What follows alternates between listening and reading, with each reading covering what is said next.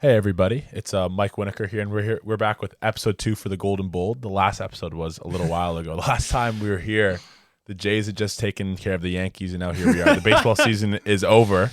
We have a new co-host. I'm going to introduce him, Frankie. I'll say what's up. What's up, everybody? Doing great to be here. How you feeling right now? A little bit upset, but How can you not be? we'll move on to bigger and better things in terms of the sports season. Absolutely. And then we also have another co-host here, Nate Dawes, El Yep. Presidente. Say what's up, Nate. What's up, Nate? Just a little classic bit there. I'm also doing all right. Still reeling, still recovering from. Do we just get right into it? Do we lead off with the Jays? Seriously, here. So I'll start it out here. All right, set the stage. Here's the 0-2 pitch. Kirk bounces one up the middle. Bends to the back. Over to first to beat the champ. You gotta knock him out. To beat the champ, you got to knock him out.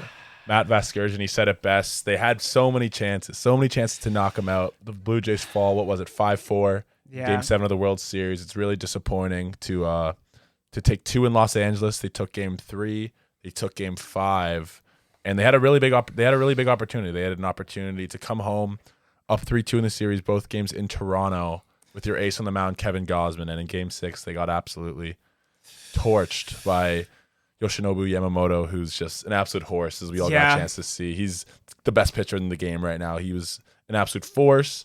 They end up blowing a big opportunity in the bottom of the 9th. And then in Game 7, tell us a little bit about Game 7. Nate, talk us through it. So, Game 7. We're coming into this. It's 3-3. Come on. They're going to win, right? Right? They were the better team. Yeah. Right. Through the full series. We've seen the Jays, the games that the Jays have won, they've won handily, and the games that they've lost have been close. They've been the extra innings one. The other one, they lost 3-1 only because, like you said, Yamamoto being absolutely the best pitcher on any team. Planet Earth. And even the extra innings game goes 18 innings. It shouldn't have even gone 10 if Shohei Ohtani wasn't Just bomb, a monster. RBI double, and then another double that gets cashed in. 4 hours of walks. A lot of walks. But you have to, Dog. right? He's the best in the game. He's the best in the game. The Toronto Blue Jays were beaten by the country of Japan. Yeah. It turns out in this series, if there's anything that's kind of showing you how much the game of baseball has kind of grown around the world in we've known South America for ages, but Japan, they're producing players absolutely on the level. But I digress. Game 7,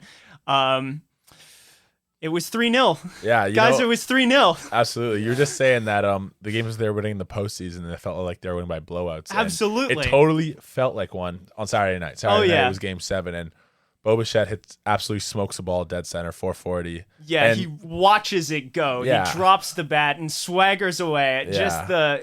And you could feel it. It was like you could feel it. You really could feel it. Max Scherzer, they got a great start out of Max Scherzer, Absolutely. Mad Max in Game 7, the veteran, the Hall of Famer. He did a great job. And then you see, I believe the 6th inning, might have been the 5th inning. They tackle on another run. Ernie Clement ends up scoring on a Andres Jimenez double, and just like that, you're up 4-0 or 4-1. I think it was. They got 2. They were clawing it back. It was 3-0, 3-1, 3-2. Oh, you're right. They were 4-2. drawing it You're back. right. But it was You're right. 4-2, and that was. You feel good. Yeah. You feel good. You put in your rookie stud, Trey Savage. And then 4-2 feels good because that means that a solo bomb doesn't tie it, right? Right. And then a solo bomb. A solo bomb does come in. That's fine. Yeah, and Solo you're bomb off comfortable. you, Savage. That's fine. And then Miguel Rojas comes to the plate, a guy who hasn't done anything. That Dodgers number 9 spot has been a mix of guys who have a combined average of under 200. Yeah. Andy Pages, Will Call, Miguel Rojas, and then to an extent Tommy Edman, and then Miguel Rojas, the guy you don't expect to do anything, comes up and just smacks a ball to left center field to tie the game, and you're why did we let him do that? You're totally right. It was a disaster. Miguel Rojas was an absolute Jays killer. You see in Game 6 with just an awesome play with his hands to pick a bad throw to end the game in Game 6. He ends up saving the day for them in extra innings, knocking a ball down up the middle, making a great throw to home plate, which was a little bit controversial. And then Jeff Hoffman, who had home run issues the entire season, led the league in home runs given up by a relief pitcher, hangs a slider over the middle of the plate, and that's just not what you want when I think to the minds of everybody who's watching the game, it was, okay, 2 outs, Shohei Ohtani for the World Series. That's what it felt like. You got your chance to go get Shohei, and then Miggy Rojas kind of sends you into a frenzy, sent just the whole country into a frenzy. People were freaking out. You're absolutely right, because going into that inning, it's like, oh, it's 8-9-1 up to bat, so it's 8-9. That's not the worry. You got to just be very careful with how you pitch to Shohei here. And yeah, they did a really good job with Shohei, though, to be honest with you. Aside from, obviously, he was an absolute force in, what was it, Game 3? Yeah. The 18-inning game, yes, Game 3. He was an absolute force. And then after that, you go to extra innings, and there's more chances. You go to the bottom of the ninth, there's more chances. Andy Pages looked like Vince Carter in center field, dunking on Kike Hernandez for the game on the line. That was incredible. Yeah. They're just get the outfield out of my way. So close in, you're looking at that ball go, and you're like, okay, it's gonna go over their heads. It's gonna go over their heads, and Andy Pages, Ernie's gonna be the hero. Usain Bolt just runs all the way across the field, jumps over Kike's head, and just grabs he was the flying ball. because we're watching. It's bases loaded, and Ernie gets a good swing. And it really didn't feel like Kike had a good beat on the ball. Like, it didn't feel like he was tracking it well. It didn't. He claims after he was a step away, but whatever, right? Like, it's easy to say that after getting dunked on. and here comes just the monster looking Andy Pages coming over and he makes an awesome play, right? Saves the game, saves the World Series for him. In the bottom of the ninth, bases loaded, right? Like Ernie Bonds with another big chance. Yeah.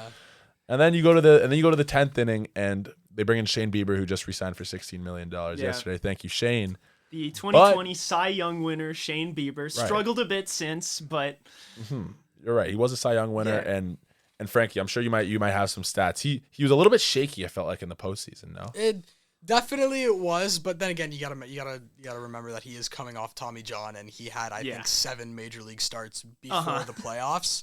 So you gotta expect that he's not gonna be at his 2020 Cy Young form, of course, but. The guy put in a solid shove. Like, he did his job. He's obviously not got the velocity that he once had. His fastball's only topping like 93, 94 when it was up to 96 at one point. But you're still expecting a guy like that to put in the work, and he did. He did his job as the last starter in that lineup. But well, he did his job until Will Smith came up. yeah. Well, And then Will Smith, the absolute Jays killer as well. That guy is an absolute monster. He hit the go-ahead shot in Game 2 off Kevin Gausman, and then he hits the absolute back-breaking shot off. It felt like off of all of Canada, as you just feel like you just feel the deflation just around the whole country, around the whole city for sure. I was in Toronto to watch the game, and it was a disaster. Yeah, but even then there was more chances. You get bottom of the 10th. Bases loaded, 1 out, and then Nate, tell us a little bit about it. Ernie, he set the record for hits in the postseason. Or, not Ernie. I'm remembering the wrong. No, Ernie did. Yeah, was he? Yeah, he had 30 hits. It was crazy. Yeah, he did the record. But I was remembering the wrong knockout game. I was remembering last night. No, that was Ernie. in Game 6. You're talking Game about 6. Game Sorry. 7. I'm thinking about Game 7. It's sorry. The bases, there's 1 out because of the bunt, right? Yeah. And then Kirk, the clip that you played at the beginning to start this episode, he comes up. It's Kirk for contact. Kirk. You want Kirk. He's having an insane year, and shatters his bat. Maybe if he's got a different bat. No, it's not that. It's when you're breaking your bat, it's because you got jammed or it's because you hit it off the end of your bat. So it wasn't a good swing. Yamamoto comes in. I don't know how this is possible. There was 100 pitches. There was 120 pitches in Game 2. There was 100 pitches in Game 6, and he comes in 2 2/3. Only 1 hit allowed in Game 7. And it's like, come on. Like, you see this guy warming up, it's like, they can't be serious. Surely right? not. They're doing it for jokes. They did that in the 18-inning game. He was warming up in the 18-inning game. It's like, all right, they got to be joking, right? Like, he threw yesterday. Yep. And he comes in he's and jammed, doubles him up. Yeah, just a disaster. And you knew with that guy, Kirk, he's a lot of things, but he's not an athlete. That's for sure. He's not an athlete. He's not beating that out. And you saw he shattered his bat, ball on the ground, and it's like, oh, No, No. straight to the 6-time Gold Glover Mookie Betts, and it was just, you just knew it was over. You're like begging him to run, but he's got Yeah, you just nothing know. left in him. Seriously, there is nothing left in him. It's already the 10th. It's the 11th. Yes. Oh my gosh, it's just disappointing. There's so many great chances in. Like you heard Matt Vasgersian say, to beat out the champ, you really got to knock him out. Like I was just saying, and they just didn't knock him out. It hurts. It hurts to see all the players after. Like I'm sure you guys watched some of the videos with like Ernie. Oh yeah. And you with Vladdy. Heartbreaking. Ernie was heartbreaking, and dude. the tears, and it hurts because it felt like it was a pretty special group. It felt like a group that could go down in the history books for Toronto. And they still will to some extent, but not as the champions that they could have been. Worst thing that Will Smith has done on television since the Oscars slap.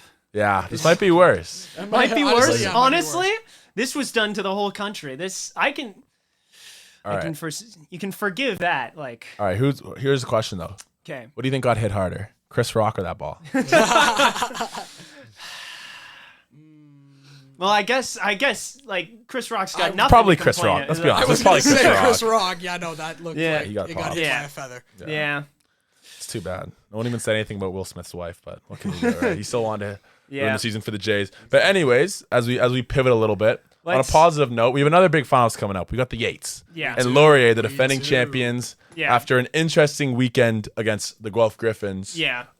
They get a chance to host the Queens Gales, who we've done a good job against, and take us a little bit through it, Frankie. We do. Well, Queens has had a historic, every team in the OUA other than Laurier and Western have had a historically mid-season thus far. Right. Every other team except Western and ourselves are just over 500. It was either between 5-4 Windsor or 5-4 Queens. So we're taking 5-4 Queens. But we have our secret weapon this year, and that is Cal Wither.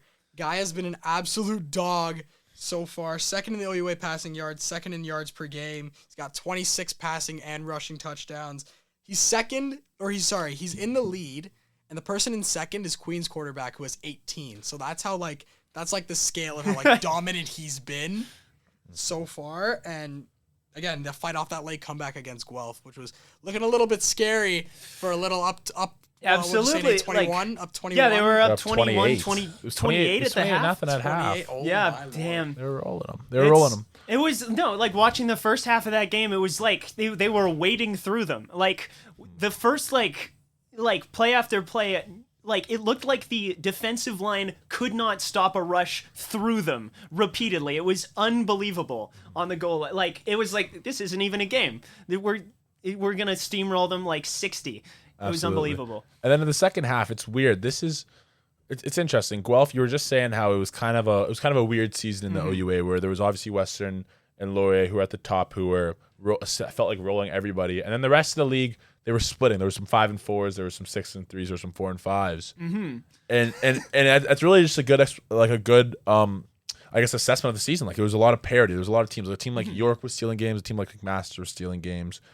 And then you look at teams like Queens and Guelph. And Guelph was going into this season looked at as a really dark horse in the OUA. They're looked as one of the best teams in the league. But they go down, they lose a couple games early. They lost to obviously Laurier pretty early. Laurier hasn't lost yet. They're 8-0, hoping to get to 9-0. I'm going to knock on wood here. But yeah, they play an interesting game. Guelph, it feels like always plays Laurier pretty competitively. And you're right, Nate. It wasn't competitive at all in the first half. Not at all. But out of nowhere, here comes the Griffins. Here comes the Griffins. And they actually got the ball back with a chance to tie the game, I believe, which was just a kind of a little bit stressful, I must say. I had the game turned off because It would take a miracle drive, but like miracles happen. miracles do happen. Luckily, it did not on Saturday. But as you were saying, Like Miracles do happen. miracles That's are, like definitely true. It nightmare was, happened to Western the week before from nightmare Guelph. happened. yeah, Like Winning on the Rouge. It's something if you go back and you listen to the so, talk about the Rouge. What's the Rouge? so the Rouge is basically Talk about Canadian football. In Canadian football, the goalposts are pushed to the front of the end zone as opposed to the back, like how they are in the NFL and American football.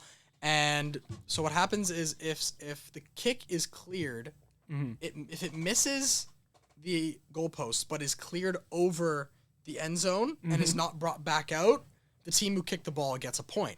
So in that case there, Guelph had an extremely, extremely aggressive kickoff rush. So when they kicked the ball, the Western receiver was not able to take the ball out of the end zone, was forced outside, and the game tied at 17 gives Guelph the 18th point to win the game.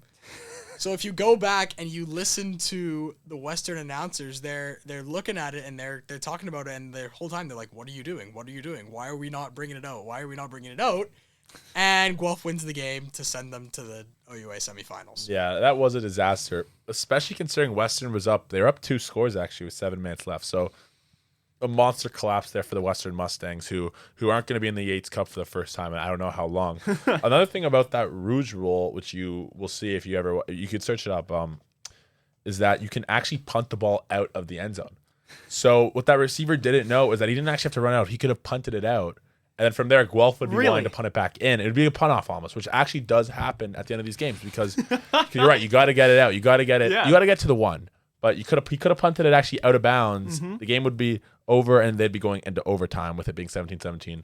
Instead, Western off to Cancun, as Big Poppy was saying, all playoff. Cancun. And yeah, it's too bad. Pack your bag. Luckily, Mustangs lose. Absolutely, the Mustangs did lose. That's true. And to be honest with you, I would have rather played Western after seeing Laurier drop, I think, 60 points on them in London. So it would have been nice to see them in Waterloo.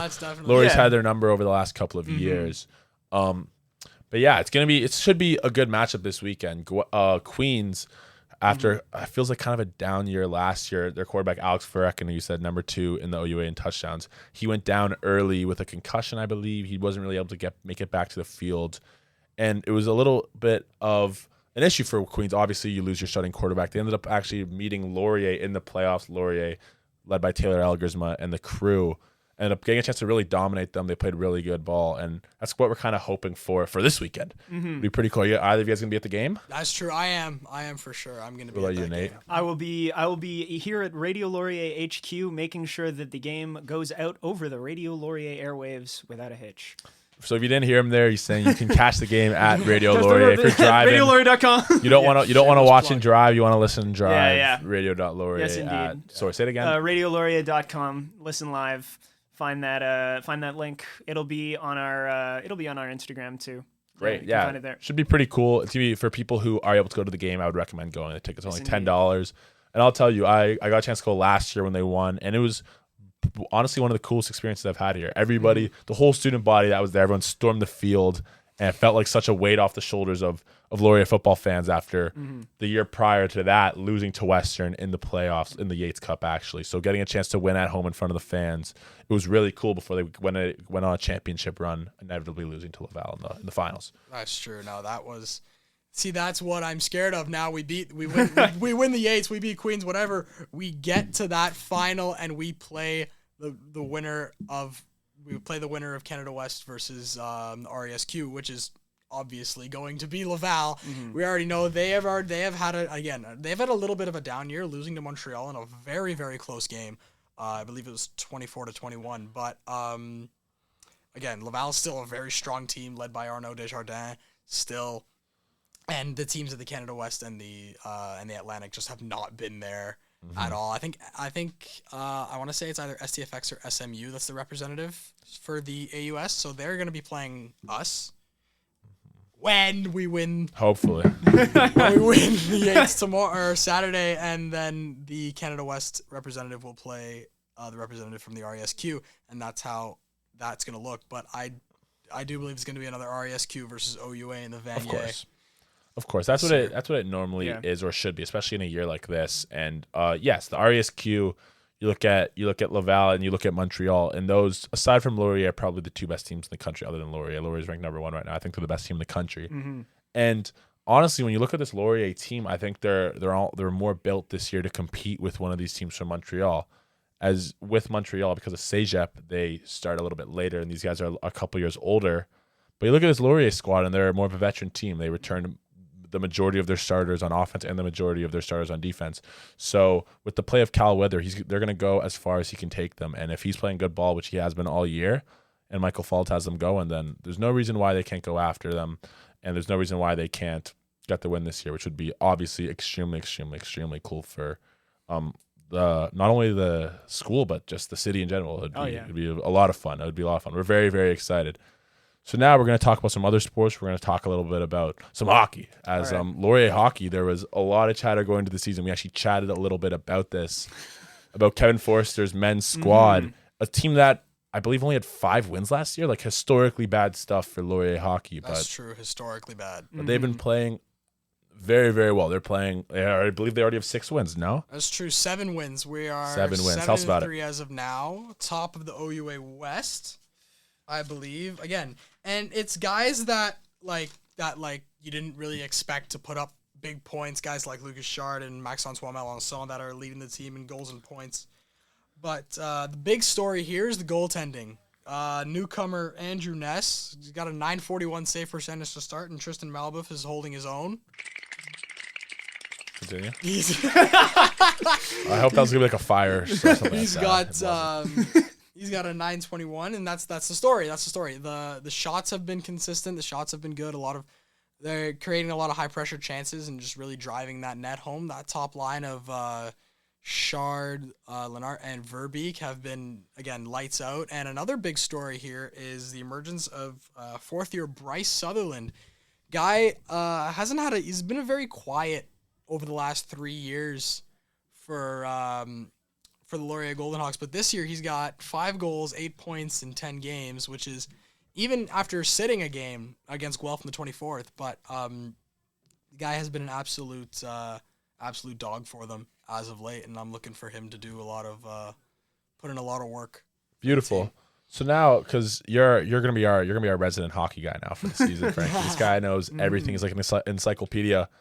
Forecast the season a little bit for us. Where do you see this team going? Do you think that they're playing kind of above where they really can be? Do you think that they're going to be at the top? Because it looks like right now they're at the top of the OUA. They're playing very well. They got 7 wins early. We're only in the beginning of November. Tell us a little bit about how you see the rest of the season going. So for the rest of the season, I'm really thinking that they can. There's obviously more that they can do. Again, it's early, so it's hard to tell what guys are going to do and how like everything's going to play out. But I feel like there's more that these guys can do, and there's a lot of potential for the guys as well, especially a couple of young guys, a couple of rookies. One that stuck out to me was Ethan Zabo, scored his first goal on the 24th against Guelph. Congratulations, Ethan. I continue. But yeah, no, it's a very, very different look from last year when, again, 5 wins, 4 of them in overtime, not exactly what you want. They've already eclipsed that total, and they've already set themselves as a force to be reckoned with in all of U Sports as a hockey team, and we're looking to do a lot of great things this year. Beautiful. That's nice to see. That's exciting. Obviously, all things are better at Laurier when Laurier hockey's playing well. So this year, the men's team's playing well. Now let's talk a little bit about the women's team, as they came into the season with, I think, a little bit of higher expectations after some star-studded rookie seasons last year by goalies, forwards, essentially all the rookies. They had a really good class last year. So tell me a little bit about how their season's going so far. So the women's team's also doing great. Another thing for them is they are very, very offensive minded. One performance that stuck out to me was on the 18th against TMU. They put up, I believe it was almost 40 shots to TMU's 18 in a 1-0 win. Which, again, shout out TMU's defense. They were locked down the whole night. Got everything out of there. But again, you got guys like. You got guys in your leadership or girls in your leadership group that are putting up numbers and that are doing what they're supposed to. Like Haley Simonowski's got 7 points in 8 games. That's that's what your captain. That's what you want your captain to do. And yeah, they're a very very gritty team. They get into corners. They're not afraid to throw their weight around. And they get a lot of shots, and that's what you want from a hockey team. You want to be putting up 30, 40 shots a game and just wear down the other team, and that's how you win hockey games. That is what you want to hear, especially when you have the great goaltending that they do from Sarah Howell, right? Who's obviously OUA Rookie of the Year last year or All Rookie. And U Sports, I think we were saying. Right. Yes, and she's obviously been great so far this season. It's interesting to see they're right now second in the OUA West, and the only team that really does there's only one team in the whole OUA actually that has more wins than them. That would be the Guelph Griffins, who they actually lost to earlier this season. We got a chance to actually watch that game here at Radio Laurier headquarters. Mm-hmm. And yeah, have you gotten a chance to keep up with them at all? Have you been? I've seen a couple highlights, but yeah, that game against Guelph at the beginning of the year was a little bit of a heartbreaker, 2-1 loss, but it was a good game. It shows it showed the raw potential of what was there, and then as the season has gone on, the girls have been very sound in their offensive play, which is again what you need. You can't be wary offensively when you're trying to win hockey games. Totally. So now, before we continue, we talk about some other sports. We're just going to finish off here quickly talking about women's hockey. So we look at the standings here for the OUA West, it looks like it's going to be Laurier and Guelph. They look like the two teams that are going to be really battling out for the first seed in that division. Can you kind of forecast out what the rest of the season looks like for Laurier? What are you seeing right now? As well as great as they are playing, what do you think that they're not doing that great? What do you think they really have to improve on? I have a feeling on both sides, men's and women's, a big thing is penalties. Penalties, I see that. A big thing is penalties. Both women's and the men's team as well have a bit of a penalty problem, but the penalty kill has been sound. So if you can do the time, you can do the crime, as they say. And I think if they focus on staying out of the box a little bit, playing a little bit more sound hockey, they can pick up those hiccups and really get things going. I see. Okay, exciting stuff. So as Frankie, our resident hockey guy here, what he's saying to us and what he's saying to you guys about Laurier hockey is to be excited because people are playing well. Both teams are playing really well, and if they can stay out of the penalty box, it's going to be a great long season. So now we're going to talk about, while we are on the topic of hockey, actually, we're going to talk a little bit about the NHL. Frankie, what do we got going on in the NHL right now? The Leafs. Monster comeback win the other night. I was watching with some of my buddies. Was just going to say, big, huge comeback win against Pittsburgh. Honestly, I was looking at that game on my phone, and I'm like, oh, they're just going to lose because Pittsburgh has been playing hot as of late. The Leafs have had a bit of a slow start. Really slow start. 7-5-1 right now. Mm-hmm. But they played really well. Honestly, that third period was amazing. It was. And it's crazy because watching the first two periods in that game, they could have been down like 6-0. They got absolutely dog walked in the first two periods by the Pittsburgh Penguins. But maybe it was the home crowd that got behind them. I don't know if it was the captain Austin Matthews or some of the senior leadership, but it just felt like they were watching a whole different team in the third period. They score 4 goals in regulation, 3 in a span of 3 minutes. I went to the bathroom, I came back, and it was 3-3. It was ridiculous. So it's nice to see that they're playing well. I actually have a question to ask you, more on a personal note. Maybe I shouldn't have done this, but I made a bet with one of my buddies who's a big Habs fan. Okay. And he's been yapping about the Habs for too long, I guess, right? Obviously, as we're Leafs fans. That's true. Yeah. And I made a bet with him for a small wager, but I digress, that the Leafs are going to finish higher in the standings than the Canadians. I made this bet not considering the idea that the Habs were actually going to be good this year, as they haven't been that great the last couple of years. And now I'm looking at the standings. The Habs are in front of the Leafs. They're playing great. The Habs are playing great hockey right now. They're in first. They are in first. So tell me a little bit about that. Am I kind of in a bad spot here, or are the Habs going to get back to earth? Well, then again, the thing about the Habs is they're all young. They don't have a lot of veteran leadership, and they don't have a lot of guys with a lot of playoff experience and a lot of experience in general. But those young guys have been carrying their forward core and their D core with Noah Dobson and Lane Hudson as well, and their forward core with Slavkovsky and Caulfield and Suzuki, guys like that. But 9-3 is it's an undisputed record. Like, you can't argue with the numbers. 9-3 is 9-3. 9-3 is 9-3, and the Habs have been playing pretty good hockey. But I think when we get closer to the end of the year, it might be a little bit tighter. I see. You'd like to hope so, or else I'm out a little bit of money. But we'll see. Now we're gonna shift the conversation now a little bit. We're gonna talk about some football quickly before we finish off talking about some Laurier basketball. Talk about some football. Frankie, you're a Bills fan. How are we feeling? You get your yearly big win in the regular season against the Chiefs. It feels like it happens every year. I think you guys are 5-1 or 5-0 against them in the regular season, and essentially the most meaningless game of the year for you guys. How does it feel to get another one over the Chiefs? Regular season's regular season, right? It doesn't mean anything until January comes. So, you look at it and you drop two games before the bye week against not so great teams in Atlanta and in and in New England. New England was a very close game. I think both teams played horribly actually. But and then again, what are you gonna do? But Atlanta was a surefire win. Bill should have been able to pick that up. But in other news, the Indianapolis Colts have been playing like it's 2004 They all are. over again. You see their move yesterday? Yeah, picking up Sauce Gardner. What do you think? They gave up a lot, but what do you think? I think it's something they needed. Right. I think it's something they needed. They have a lot of problems in their secondary, and I think Sauce is a good pick for them, to the discretion of a bunch of Jets fans, but I don't think there are any of those left in the world. Jets fans, maybe. I don't know. They definitely had a pretty interesting day yesterday. Do you think that they gave up too much? That's what I was reading on Instagram a little bit. I mean, again, if you want to rebuild, that's how you do it. You get rid of things. I mean, from the Colts. I mean, do you think the Colts gave up too much? The Colts gave up too much. I don't know. I think again, you're trading for a team's like probably number one player, so the Jets are going to ask for a lot, and I feel like the Colts have that to give now that they're riding pretty well. Yeah, the Colts are playing very well. Aside from, let's be honest, they played terrible against Pittsburgh on the weekend. They got absolutely dog walked by Mike Tomlin and those guys over there. But what I would say, as someone who watches football pretty closely, those are just the games that Pittsburgh's going to win. They're a team. The Colts are a team that runs the ball a lot, and the Steelers can stop the run. So I'm not too worried about the Colts. They still stand at 7-2. They have the best point differential in the league, and I have Jonathan Taylor on my fantasy team. He's an absolute horse. He's going to win my league. He's an absolute monster. I guess quickly, I'm just going to give my opinion on the trade before we talk about some other things. Sauce Gardner, 2-time first-team All-Pro. He had a little bit of regression over the last 2 years. That being said, if he gets back to prime form, the Colts did very well on the trade. The Jets obviously did terrific on the trade, getting a good young receiver. 2 first-round picks for a team that is a disaster.